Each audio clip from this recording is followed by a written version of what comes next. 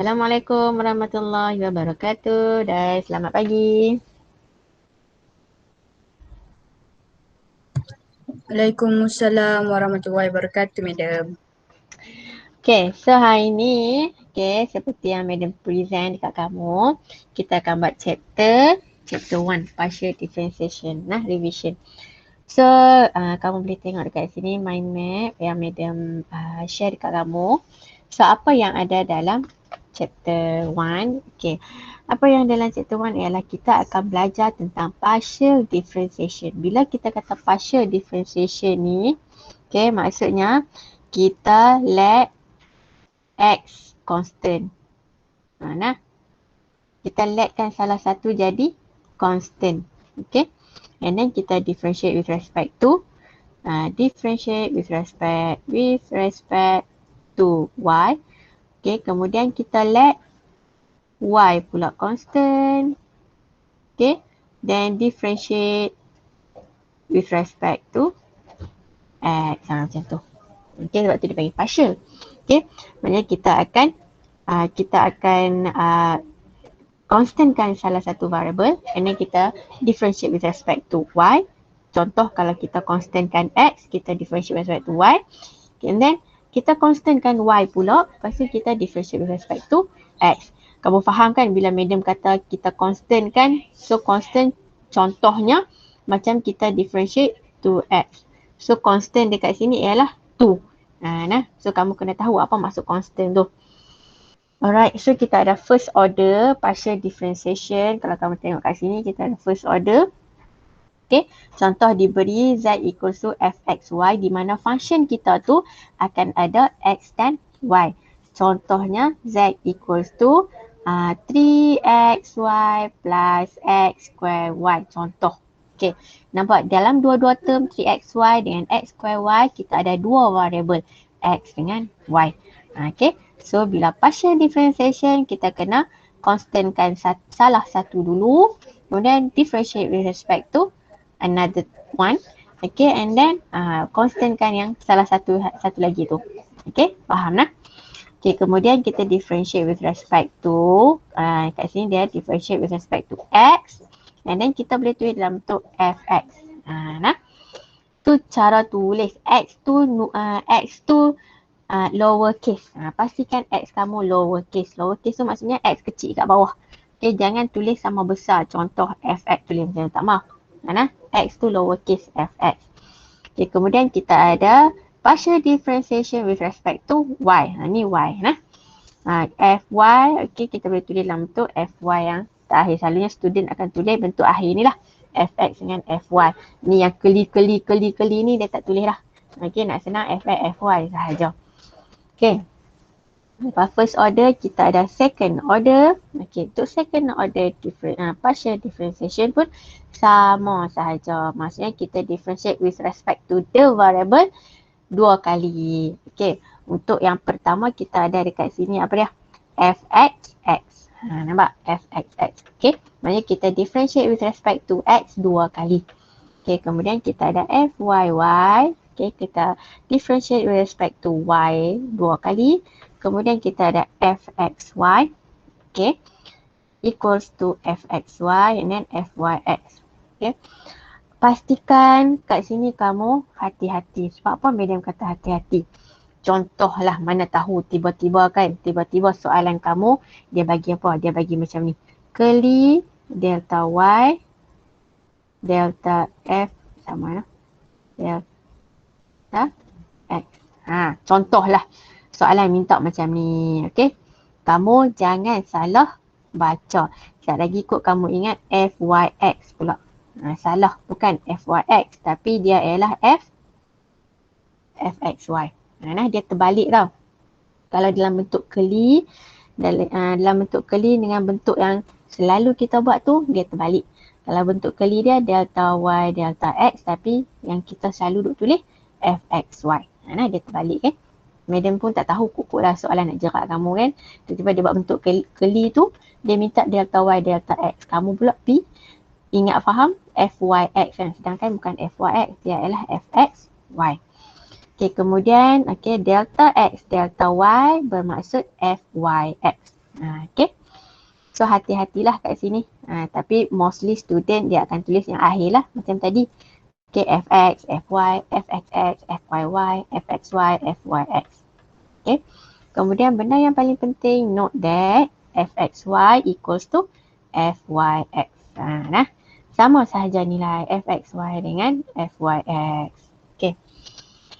Baik, so first order, second order dah settle, and then okay, dalam chapter 1 kita juga ada tentang extremum point and value. Kita boleh cari extremum point and value. Okay, so first step what we need to do in order to determine the point or value. Okay, apa benda paling penting yang kita kena buat? Okay, kita kena cari apa ni? Find fx and fy. Mesti lah cari fx and fy. Okay, so untuk second step, in order to determine the critical point, apa benda yang kita dah buat? Untuk determine critical point, kita kena let fx equals to 0 and fy equals to 0. Okay, kemudian apa step ataupun proses yang kamu kena guna, kamu kena apply di sini? Okay, proses yang kamu kena apply ialah simultaneous equation. Mesti guna simultaneous equation lah. Tak guna simultaneous equation, mungkin substitution. Okay, in order to find the value of x dengan value of y. Sebabnya kita nak point kan. Okay, so hati-hati. So ingat betul. Let fx equal to 0, fy equal to 0, and then we need to use simultaneous equation. Okay. Kemudian third step, we need to find fxx, fyy, and fxy. So in order to determine the type of critical point, okay, using okay, ni formula dia sebab kita nak tahu jenis critical point yang kita dapat. So kena ingatlah formula tu. Diberi tak masa PSPM? Check balik rumus. Ada tak rumus ni? Masa tak ada lah rumus ni. Tak ada. So rumus dia fxx. So masukkan AB. AB tu apa? AB tu ialah point yang kamu dapat. Okay, point yang kamu dapat kat atas tu simultaneous equation lah, bla bla bla semua tu. Okay, times fyy. So gantikan point yang dapat tu dalam function fx, fyy, and then minus fxy square. Okay, so then so kemudian kamu boleh determine lah. Kalau okay, tengok nah, first value mesti kamu kena tengok D kamu. Tengok D. Kalau D greater than 0, check fxx. Okay, D greater than 0, fxx less than 0. So point AB kita tu ialah maximum point. Okay. Kalau D greater than 0 tapi fxx greater than 0, okay, ini ialah minimum point. Okay, kalau D less than 0, so saddle point, D equals to 0, test fails. Okay, mudah saja. Chapter 1, partial differentiation. So this is the third part, and then next, the fourth part, final part is about Lagrange multiplier. Okay, Lagrange multiplier. Bila kita kata Lagrange multiplier, kita kena form new function. Nampak tak new function ni? Okay, so new function kita ialah f xy equals to f small letter f plus, sekarang ni tak payah minus, ambil plus sahaja. Okay, plus lambda gxy. Gxy ke apa dia? Gxy ni ialah constraint yang diberi. Okay, constraint yang diberi. So kamu kena baca soalan dan faham betul-betul. Okay, dan kamu kena identify constraint yang diberi. Okay, mesti ada constraint, kengkangan ataupun syarat yang function tu kena patuh. Constraint. So banyakkan latihan lah kalau kamu nak tahu macam mana constraint ni diberi dalam bentuk ayat. Okay, so Gxy adalah constraint. Okay, and then we need the second step, we need to find f. Okay, capital letter F nah. Capital letter F maksudnya new function. F differentiate with respect to x, and then fy and f lambda. Okay, so we need to determine the critical point, and again we have to do fx equals to 0, fy equals to 0, f lambda equals to 0. Nampak ni? Fx equals to 0, fy equals to 0, f lambda equals to 0, and then the process will be simultaneous equation. So kamu kena cekap lah simultaneous equation ni. Sebab simultaneous equation ni adalah proses matematik. By hook or by crook, kamu kena master proses simultaneous equation. Okay, and then kamu akan dapat value x, y, lambda is max or mean point, and then f, x, y is max or mean value. Maksudnya apa kat sini? Okay, maksudnya bila kamu dah dapat critical point, okay, CP, contoh CP kamu ialah AB. Okay. Kemudian soalan suruh kamu determine minimum value. Soalan nak minimum value. Apa yang perlu kamu buat ialah kamu substitute AB dalam function small letter f. Okay, small letter f. Sub AB dalam function f, x, y. Contoh, kalau kita dapat critical point dua critical point, which one x1, y1 dengan x2, y2. Okay, kemudian dalam soalan dia kata determine the maximum and minimum value.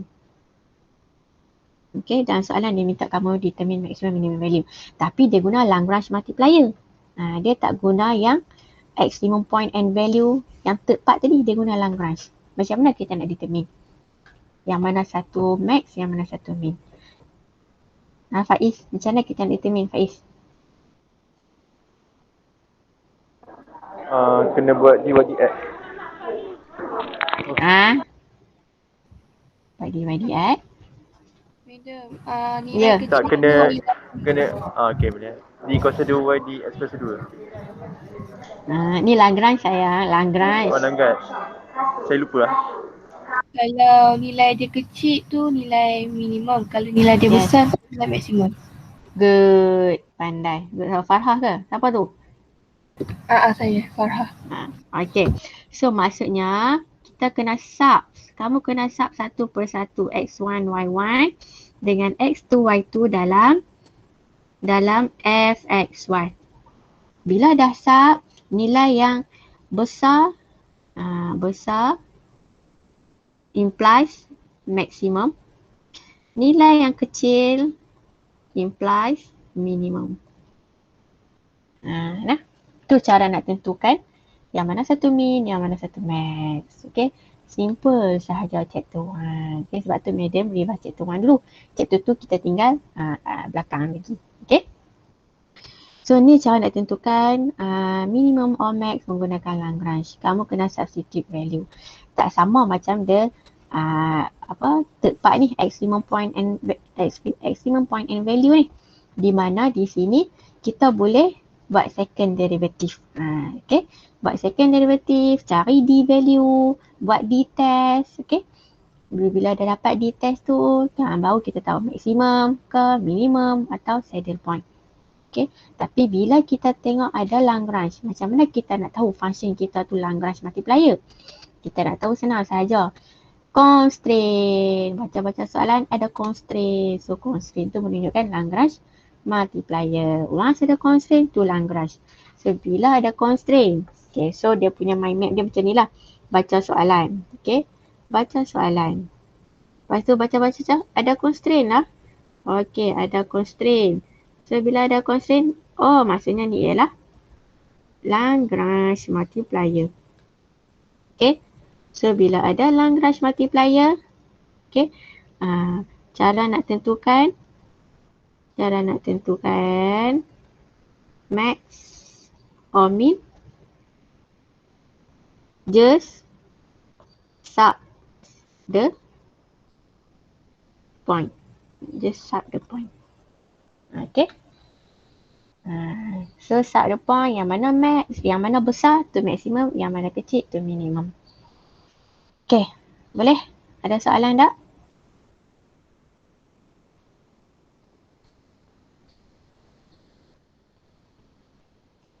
Ada soalan tak? Pasal revision.